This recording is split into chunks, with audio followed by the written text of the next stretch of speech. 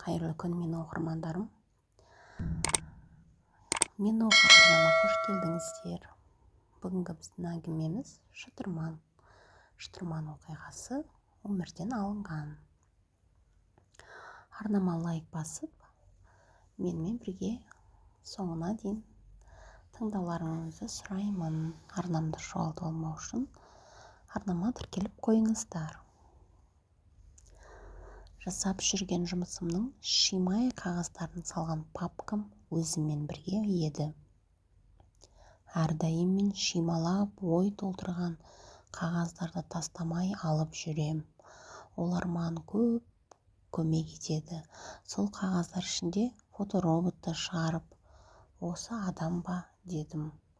Тамара апай көзілдірігін киіп тұрып қарап, жоқ бұл емес, ол да арық аласа бойлы, тек мына адам емес, ол басқаша, ол сұлу деп қолдарын ары-бері бетіне апарып сурет қылып көрсеткісі келіп көрсете алмады. Тамара Алексеевна, сіз осылай фоторобот келтіре аласыз ба дедім. Келтірем, мен оны бірнеше рет көрдім. Бір рет аулаға кіре берістен тура осылай көрдім. Дәл сол біздің подъезде жүрген жігіт екенін танығам, деді ойлы көзбен. Менде үміт оты жарқ ете қалды. Не істесем екен?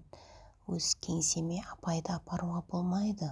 Фоторобот керек деп іштей ойландым да, көрші аудан бөлімшесінде Борис деген мықты танысым бар еді. Ол да тергеуші, сол есіме түсіп, Тамара Алексеевна, мен қазір көлікпен келем, сіз фоторобот жасауға барасыз ба дедім. Міндетті түрде барам. Ол жігіттің қатысы болса, мен жақсылап жасатамын, ой суреттеймін деп қабағын түйді. Мен аула сыртына жүгірдім. Таксофоннан досыма қоңырау шалдым. Ол кезде ол ұялы телефонның жоқ кезі. Борис, маған фоторобот жасайтын жер керек, сосын мені апарып әкеліп тастайтын көлік те керек дедім. Қазір барамын деп тұтқаны қойды. Мен Тамара апайды өз бөлімшеме апара алмайтынымды сездім. Ол жердегілер апайдың шатыр астында жүрген адамды танығанын білсе, апайға қауіпті деп ойладым. Көрші кеңсеге барып, Тамара апай айтқан фотороботты салғызып алып, апайды өз ауласына келдім. Көрші подъездегі куәгер ер адамға жолығып, сіз көріп жүрген жігіт осы ма дедім. Дәл өзі, тура сол. Мен салғызған сурет ұқсамағандай болып еді. Сіз кешіріңіз, суреттеуге нашармын, сондықтан дұрыс болмаған ғой. Ал мынау міне, тура өзі. Тірі көрсем танимын, деді еркек қысыла. Жақсы, тіріде көрсеңіз танитыныңыз жақсы. Ол жігіт ұсталғанда куәгерлік жасарсыз дедім. Жолдас тергеуші, ол жігіттің қыз өліміне қатысы бар ма? Деді еркек үрейлене. Болуы мүмкін, сіз абай болыңыз. Бұл әңгімені көрші қолаңға айтпаңыз дедім. Ой, онда мен ұлымның үйіне кетем. Дәл қазір ұлыма хабарласам, мені алып кетсін, мен жалғызбын. Ол қаншыр мені куәгер деп өлтірер деп үй телефонына жабысты. Сіз кетпеңіз, ұлым мені әкетпегенше қасымда болыңыз, деді маған қарап асығыс үрейлене. Я, кім біледі, ер кісінің сақтығының жөні бар шығар деп, мен куәгердің ұлы келіп алып кеткенше қасында болдым. Бәсе, ол жігіт біртүрлі еді, маған ұнамаған. Ол сонда кімнің пәтерінде тұрыпты, деді еркек. Ол жағын әлі анықтап жатырмыз, сіз уайымдамаңыз. Ол ұсталады да, сол кезде сізге хабарласам деп шығарып салдым. Жаңылайдың пәтеріне көтерілдім. Есіктің қызды әкесі Алмас ашты. Түрі салқын, жақтырмай қарады. Амандастым да, мен істің сотқа келетінін айтуға келдім дедім. Тезірек сот болғаны дұрыс. Ол қаншер тез абақтыға қамалып азаптану керек, деді Алмас тістене. Қасына Роза келді. Мына адамды танисыздар ма деп, Тамара апай салғызған фотороботты көрсеткенде Жаңылайдың анасы Роза алақанымен аузын жапты. Ішкі санам таны деп таныды деп тұрса да ойлы көзбен қарадым. Роза суретті жақындатты. Роза шошыған көзбен қағаз шетін ұстап күйеуіне маған бір қарап тілге келе алмай қалғандай болды. Алмас суретке тесіле қарап, сен мына адамды таныдың ба деді сұраулы көзбен әйеліне. Мақсұт па деп әйел ақырын айтты. Алмас қайта суретке қарап, қайдағы Мақсұт емес деп парақты маған итерді. Алмас дұрыстап қарашы, Мақсұт қой, аумайды деп Роза парақты Алмасқа итерді. Дауысы дірілдеп қорқып тұр. Алмас әйеліне сондай жаман көзбен қарады да амалы жоқ параққа қарады. Алмас, бұл Мақсұт деді Роза шырылдап. Алмас фотороботты жарыққа бұрған болды да, ой, мынау Мақсұтқа ұқсайды екен ғой, сол ма не деді. Мен екеуінің әрекетіне мұқият қарап тұрмын. Алмас дәлізден ары жарық бөлмеге барып қарап, Мақсұтқа келетін сияқты деді. Мақсұт деген кім дедім. Алмас бетін сипалап ойлана тіл қатты. Мақсұт менің өгей анамның еріп келген ұлы деді. Роза шошып жылап жіберді. Бұл не қылған фоторобот деді Алмас зілді дауыспен қабағын түйіп. Осы подъезден көрген адамдар бар дедім. Иә, ол келіп тұратын. Келген шығар, ода тұрған не бар деді Алмас ашулы. Дәл сұмдық жағдай болған күні келіп бе еді? Алмас әйеліне қарады, әйел басын шайқады. Жоқ, дәл сол күні келмеді.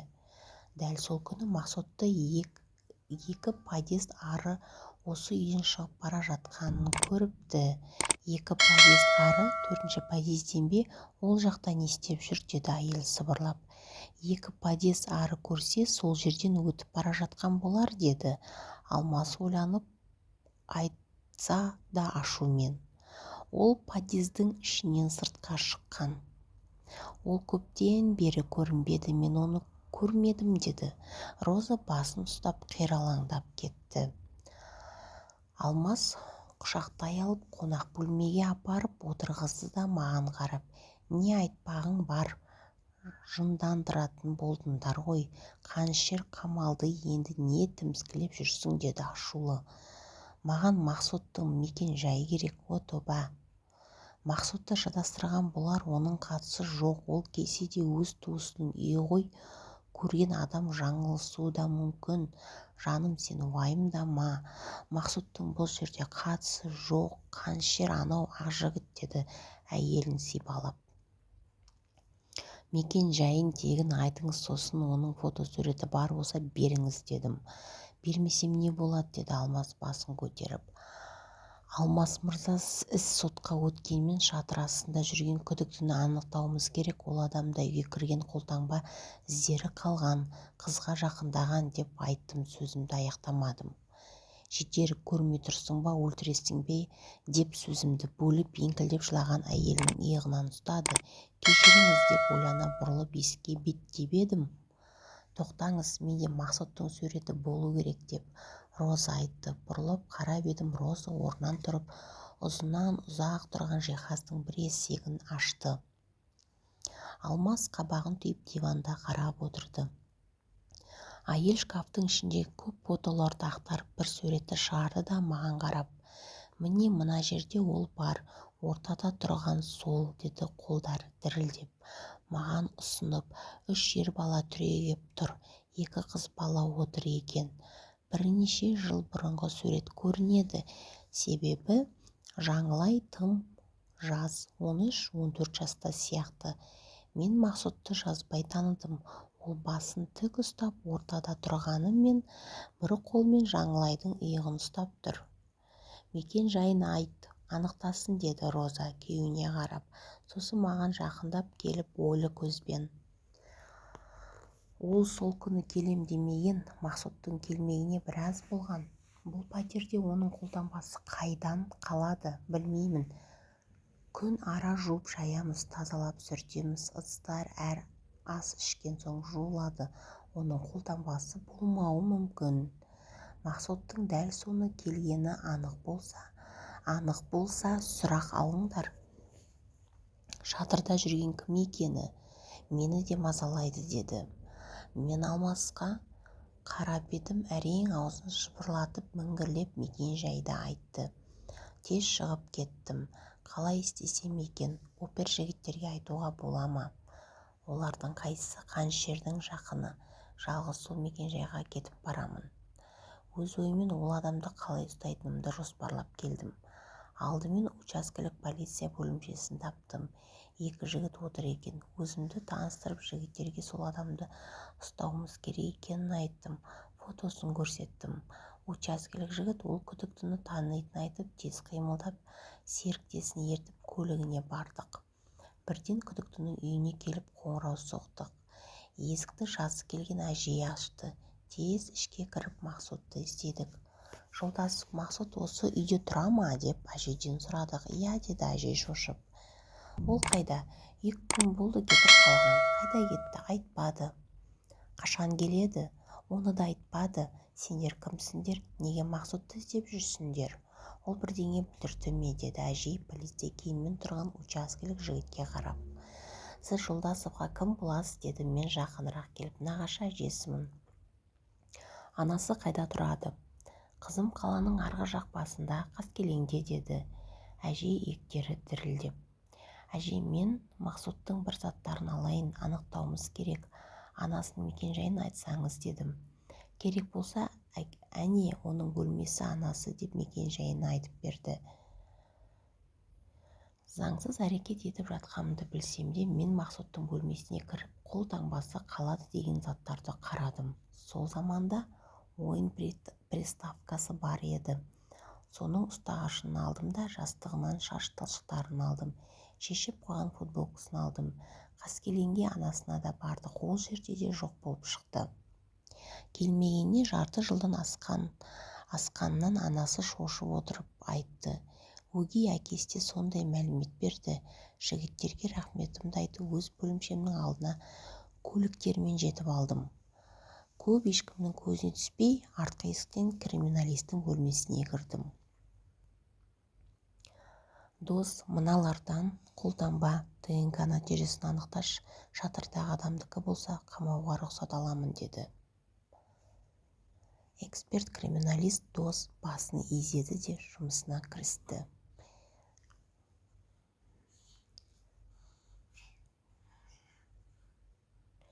Мен бөлмеден шықпай, сол жердегі орындыққа отыра кеттім.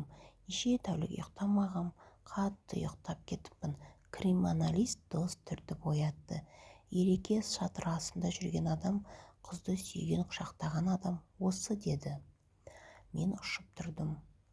Міне қара, сілекей теріден шыққан май қалдықтары, шаш талшықтары бір адамдікі болды ғой. Мына футболкадағы тері май қалдықтары, сен әкелген талшықтары да осы адамдікі. Шатырға көтерілетін сатыдағы темекі қорабындағы үстел үстіндегі қолтаңба да соныкі. Приставкада сол адамның қолтаңбасы, бұл бір адам деп дәлелденген сараптамаларын анық екенін көзіме шұқып көрсетті. Қуанып кеттім. Қағаздарымды құшақтап бастыққа барсам кетіп қалыпты. Сол кезде сағатқа қарасам кешкі сағат 9 екен.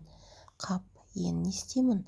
Бұл бөлімде кім сатқын, кімге айтам дедіп күйініп, осылай жалғыз қалғаным бірінші рет. Сәкен, Жанат, Қадыржан, Азат, сендер кімсіңдер деп басым салбырап бөлімшеден шықтым. Криминалист Дос көлігімен қақпадан шығып мені көріп тоқтап, Ереке отыр, жеткізіп салайын, деді. Мен ойлана көлікке отырдым. Шатыр астында болған адамды алдында ешкім танымап еді. Оны қайдан таптың, деді сұраулы көзбен.